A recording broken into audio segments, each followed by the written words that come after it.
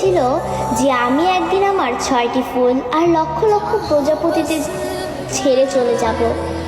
এমন একটা দিন আসবে যেদিন আর্মিদের মাঝে সকালে ঘুম থেকে উঠে আর্মিরা ফোন হাতে নিয়ে মনে পড়বে যে আজ বিটিএস এর লাস্ট কনসার্ট বা আজ তাদের ডিসব্যান্ড হওয়ার দিন।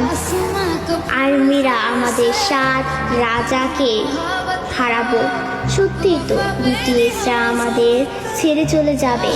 এমন একটা দিন আসবে যেদিন আমাদের ওর উপরে প্রেরণামূলক কথা বলার জন্য বা আত্মবিশ্বাসী গড়ে তোলার জন্য আরেম থাকবে না, নিজের প্রশংসা নিজে করানোর জন্য জিন থাকবে না, আমাদের স্যাড কিং সুকা থাকবে না, একটা মুচকি হাসি দিয়ে সকলকে হাসানোর জন্য যেই হোক থাকবে না, ক্যামেরার সামনে আর্মিদের সাথে ফ্লাইট করার জন্য জিমিন থাকবে না।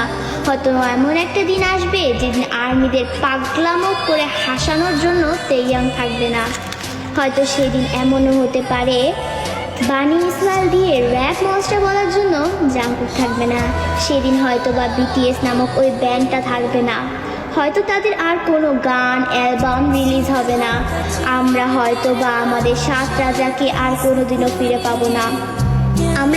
আমরা আর্মিরাই চাই না যে আমাদের প্রাণপ্রিয় বিটিএস 2027 সালে ডিসব্যান্ড হয়ে যাক, কিন্তু 2027 সালেই হোক বা 2034 সালেই হোক, একদিন না একদিন তাদের সব কিছু ছেড়ে চলে যেতে হবে।